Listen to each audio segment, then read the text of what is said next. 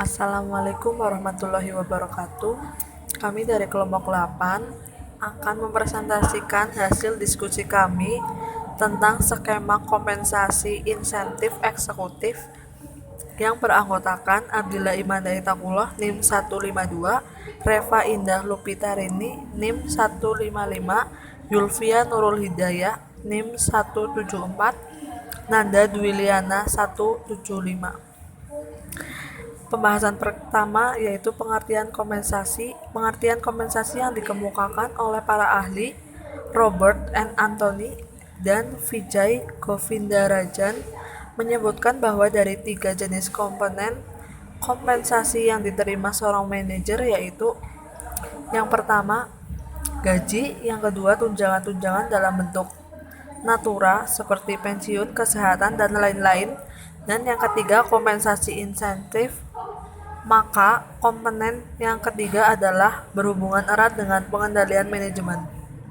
Sedangkan menurut Bejo Siswanto, kompensasi adalah imbalan jasa yang diberikan perusahaan kepada tenaga kerja karena telah memberikan sumbangan tenaga dan pikiran demi kemajuan dan kontinuitas perusahaan dalam rangka mencapai tujuan yang telah ditetapkan baik dalam rangka jangka pendek maupun jangka panjang. Tujuan diberikannya insentif menurut Sutrisno sebagai berikut. Yang pertama, menghargai prestasi kerja. Yang kedua, menjamin keadilan. Yang ketiga, mempertahankan karyawan. Yang keempat, memperoleh karyawan yang bermutu. Yang kelima, pengendalian biaya. Yang keenam, memenuhi peraturan. Pembahasan selanjutnya yaitu karakteristik rencana kompensasi insentif. Paket kompensasi dari seorang manajer terdiri dari 3 komponen, yaitu pertama gaji, yang kedua benefit. Biasanya selain dalam bentuk dana pensiun dan manfaat kesehatan, juga berbagai bentuk penghasilan tambahan lainnya. Yang ketiga kompensasi insentif, rencana insentif jangka pendek. Formula yang dapat digunakan untuk mencapai jumlah total bonus yang bisa dibayar pada kelompok yang berkualifikasi dari pegawai pada tahun yang diberikan, yang disebut bonus pool. Rencana insentif jangka pendek. Metode penentuan bonus pool dapat diuraikan sebagai berikut. Yang pertama, metode paling sederhana adalah membuat formula bonus dengan menentukan persentase tertentu dari laba. Rumusnya yaitu dana bonus sama dengan X% dikali laba bersih. Yang kedua, metode bonus didasarkan pada persentase tertentu dari laba setelah tingkat laba per saham atau EPS minimum tercapai. Rumusnya yaitu dana bonus sama dengan X% dikali laba bersih dikurangi total EPS minimum. Yang ketiga, metode lain yang menghubungkan laba dengan modal yang digunakan. Modal dalam hal ini adalah kekayaan pemegang saham ditambah hutang jangka panjang. Bonus dalam hal ini sama dengan persentase laba sebelum pajak dan bunga atas hutang jangka panjang minus beban modal atas total kekayaan pemegang saham ditambah hutang jangka panjang. Yang keempat, metode lain yang digunakan adalah sama dengan metode ketiga, tetapi pengertian modal dalam hal ini sama dengan kekayaan pemegang saham. Kemudian yang kelima, kesulitan dari metode ketiga dan keempat adalah jika pada 1 tahun mengalami kerugian, akan mengurangi kekayaan pemegang saham. Sebaliknya, meningkatkan bonus yang harus dibayar pada tahun yang mengalami keuntungan. Yang keenam, bonus didasarkan pada kenaikan profitabilitas suatu tahun dibandingkan dengan tahun sebelumnya. Yang terakhir, bonus didasarkan pada kemampuan memperoleh laba perusahaan. Carryovers merupakan rencana insentif jangka pendek di mana diatur agar setiap tahun dibagi bonus, dan bonus yang dibagikan tidak tergantung pada besarnya laba. Misalnya pemberian gaji ke-13, kemudian kompensasi yang ditunda. Dalam kompensasi yang ditunda, jumlah bonus dihitung setiap tahun Pembayarannya bisa saja dilakukan beberapa kali sepanjang periode tertentu. Berikutnya, rencana insentif jangka panjang. Kompensasi insentif jangka panjang dihubungkan dengan nilai atau harga saham di pasar modal. Alasan mendasar penerapan rencana ini adalah bahwa pertumbuhan dalam nilai modal saham perusahaan menunjukkan prestasi perusahaan dalam jangka panjang. Ada beberapa tipe rencana, yaitu yang pertama ada stock option. Stock option yaitu hak untuk membeli sejumlah saham dengan harga yang disetujui pada saat opsi itu dilakukan. Biasanya harga pasar atau 90% dari harga pasar saat ini, selama periode tertentu di masa yang akan datang. Yang kedua ada phantom stock, yaitu memberi penghargaan kepada manajer dan sejumlah saham secara akuntansi saja. Berikutnya ada appreciation right. Hak untuk menerima pembayaran kas didasarkan pada peningkatan nilai saham sejak saat pemberian hadiah hingga periode yang telah ditentukan di masa mendatang. Kemudian yang keempat ada performance shares, yaitu memberikan penghargaan jumlah saham tertentu pada manajer apabila tujuan jangka panjang telah tercapai. Kemudian ada performance unit. Penghargaan atas kinerja yaitu menerima bonus berupa kas atas tercapainya target jangka panjang tertentu.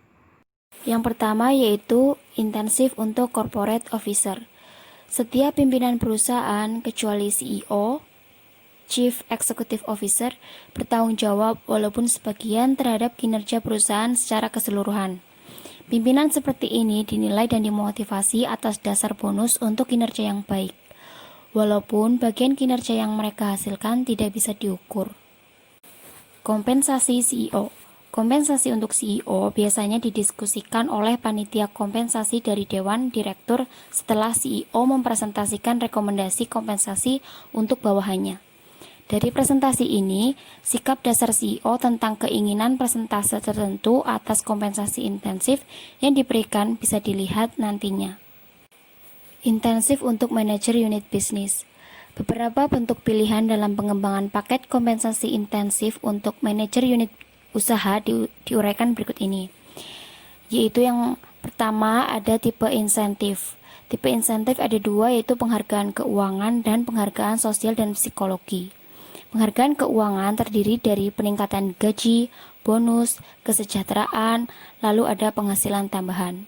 Sedangkan penghargaan sosial dan psikologi yaitu kemungkinan promosi, pemberian tanggung jawab, pemberian otonomi, menetapkan ke wilayah yang lebih baik, lalu yang terakhir pengakuan. Ukuran relatif bonus terhadap gaji.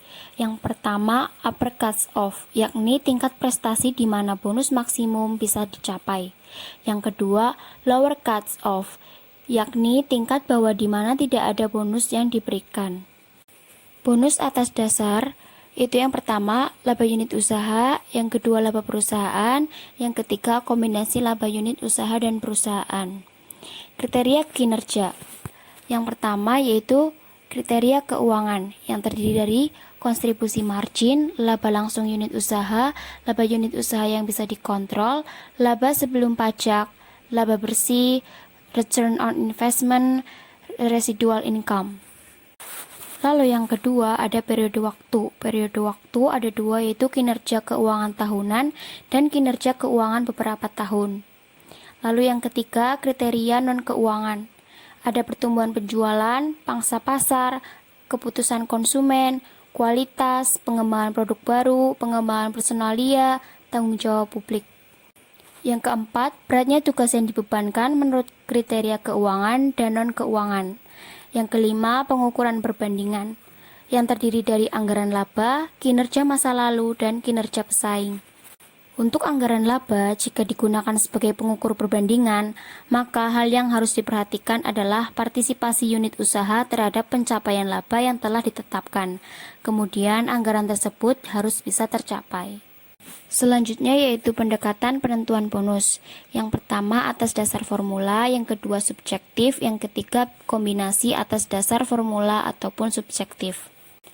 Pendekatan subjektif biasanya dilakukan jika pengawas manajer personalia terhadap kinerja suatu unit usaha rendah. Pada situasi seperti ini, indikator angka kinerja suatu unit mempunyai validitas yang rendah sebagai ukuran kinerja manajer. Situasi seperti ini terjadi pada kondisi berikut ini. Yang pertama, apabila manajer usaha mewarisi masalah yang diciptakan oleh pendahulunya.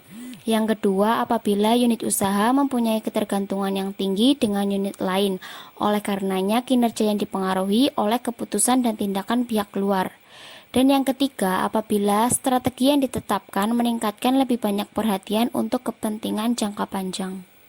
Lalu selanjutnya ada bentuk pembayaran bonus, yaitu yang pertama kas, yang kedua saham, yang ketiga stock option, yang keempat ada phantom stock, dan yang kelima ada performance share. Selanjutnya, hubungan keagenan dan kompensasi manajemen. Pembahasan tentang kompensasi insentif menyangkut juga tentang paradigma hubungan prinsipal agen.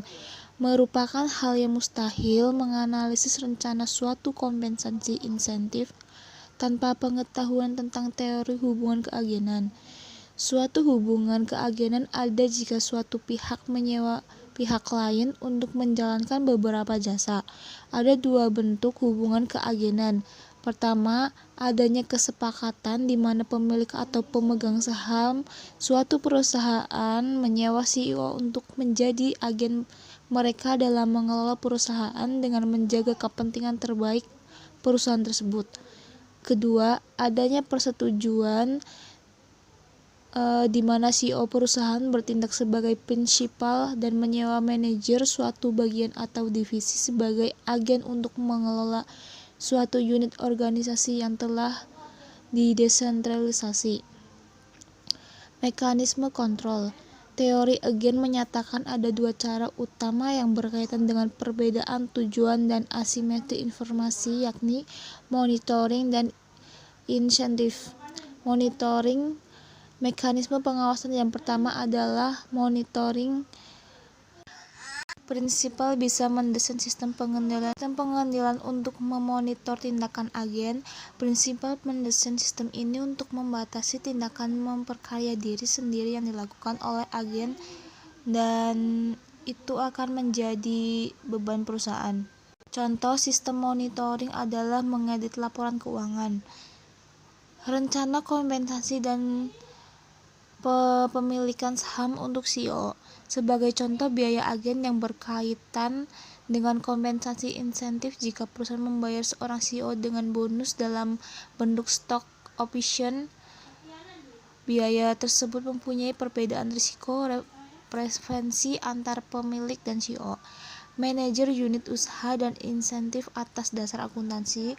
Hubungan usaha manajer unit usaha dan harga pasar lebih sedikit dibandingkan dengan hubungan antara usaha CEO dan harga saham. Mengisolasikan kontribusi yang dihasilkan oleh unit usaha secara tersendiri dalam peningkatan harga saham adalah sulit. Karena kesulitan seperti ini, bonus manajer unit usaha bisa didasarkan pada laba bersih unit usaha. Sekian presentasi dari kelompok kami. Wassalamualaikum warahmatullahi wabarakatuh.